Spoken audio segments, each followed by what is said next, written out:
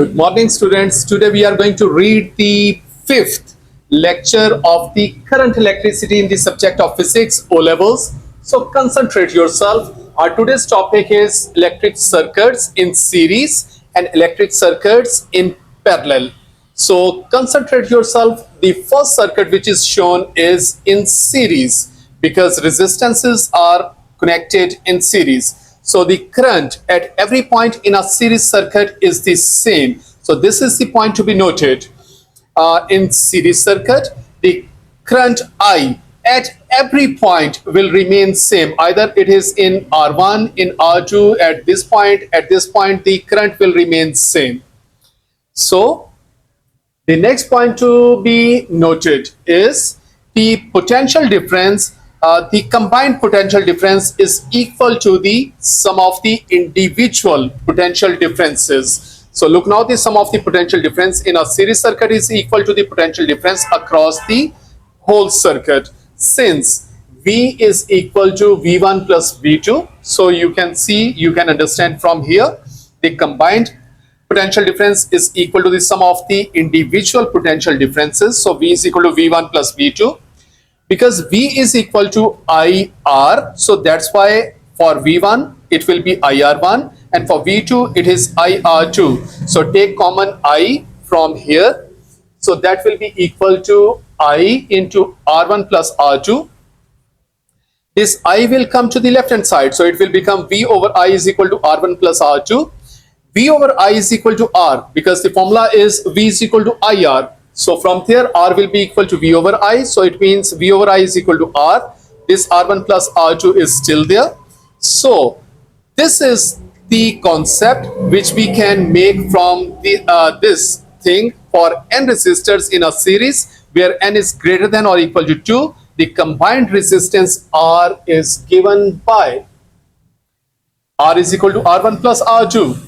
And for more than 2 resistors, R is equal to R1 plus R2 plus R3 up to Rn. So the next thing that the point to be noted is in a series circuit, the combined resistance R is always greater than any of the individual resistance, or in other words, in a series circuit, the combined resistance R is always greater than the greatest individual resistance because that is equal to the sum of the resistances, individual resistances. So combined resistance is always greater than the greatest individual resistance in a series circuit. Okay, here is a question that will make your concepts clear. Find the combined resistance of the three resistors in series given that R1 is equal to 1 ohm, R2 is unknown, R3 is 2 ohm. The current I recorded in the ammeter is 1 ampere and the voltmeter reading V across R2 is 3 volt. Okay, because the R2 is unknown, so first we will find R2 because current is 1 ohm, because in a series circuit current at every point is same, so 1 ampere current will pass through R2 and the potential difference recorded across R2 is 3 volt. So V is equal to IR. From there R will be equal to I over V. So R will be equal to V over I. So because V is 3 volt and I is 1 ampere, so 3 over 1 will be 1. So it means R2 is 3 ohm. So now all three resistances are given. So now because they are in series, so formula will be R is equal to R1 plus R2 plus R3. So look now, for resistors in series, the combined resistance R is given by R is equal to R1 plus R2 plus R3. Putting values into it, 1 plus 3 plus 2 will give you answer 6 ohm. Okay, just testing. What is the total resistance of two 5 ohm resistors connected in series? So the total resistance will be R is equal to R1 plus R2 because two resistors are of 5 ohm. So 5 ohm plus 5 ohm will make 10 ohm. So 10 ohm is the answer of question number 1. Question number 2. State one major disadvantage of connecting light bulbs in series. So connecting light bulbs in series, the main disadvantage is they show more resistance. Okay, now we are going to read electric circuits in parallel. So now you can see resistors are in parallel. In a parallel circuit, the current from the source is the sum of the currents in these separate branches.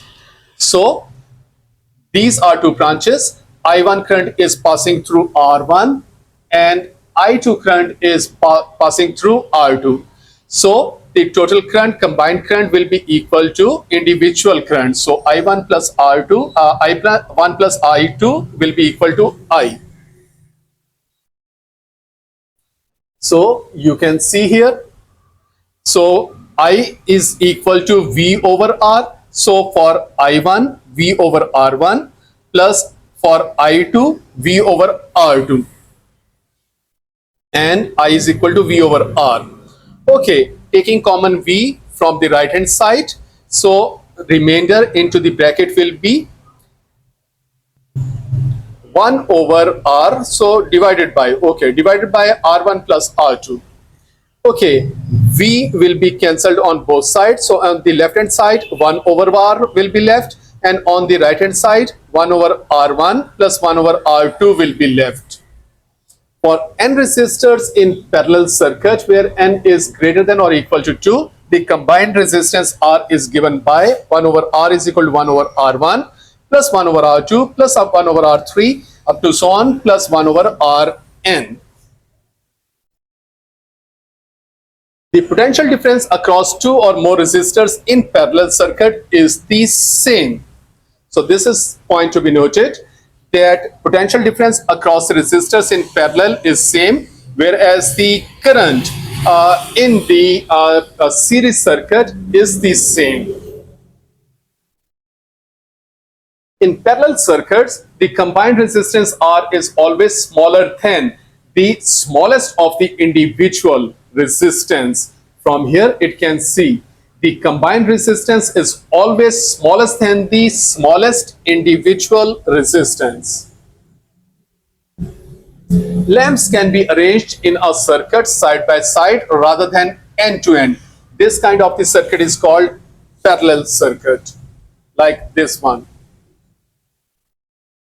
The resistance of the lamps do not combine to oppose the flow of the current in the same way as they do in this series circuit. Each lamp receives the same flow of the electrons as it would if it were on its own in a circuit with this cell. The ammeter in parallel circuits. In parallel circuits like the one shown in the figure below, the ammeter reading varies in the following way. At point A and D, the readings are the same. So look now, at point A and D, the reading will be same. At point B and C, if the lamps are identical, the readings will be same and exactly half the reading at A and D. So if they are identical lamps, so the reading will be half of that point in both B and C.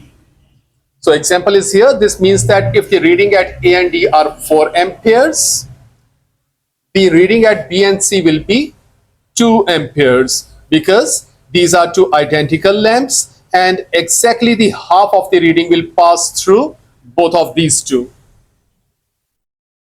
Another very important point to be remembered, the total of the readings of the ammeter at B and C is always same as the reading at A and D. So look now, the reading at A and D will always be equal to the sum of the readings at B and C. Either the lamps are identical or not identical. For example, if the readings at A and D is 4 amperes and the reading at B is 3 ampere, then the reading at C will be 1 ampere because here is the 4 ampere. If the reading at B is 3 ampere. So to make 4, 1 ampere current will pass through it. Here is a question. Figure shows a 3 ampere and 6 ampere resistors being connected in parallel. So you can see here, and a 2 ohm resistor is connected in series with them. Calculate the combined resistance of the 3 ohm and 6 ohm resistors. Because these are in parallel, so the formula will be 1 over R is equal to 1 over R1 plus 1 over R2. Putting values into the formula, so 1 over 3 plus 1 over 6. Just do the rules of algebra. You will get the answer R is equal to 2 ohm. So the combined resistance of 3 and 6 ohms are 2 ohm. Next part, the total resistance of all the 3 resistors. Now the combined resistance of 2 resistors are 2 ohm, and the next resistor is in series. So 2 ohm plus 2 ohm will be equal to 4 ohm is the total resistance of all the 3 resistors. So this was the lecture, students. Read this lecture again, understand it, learn it, and make your notes. Thank you so much.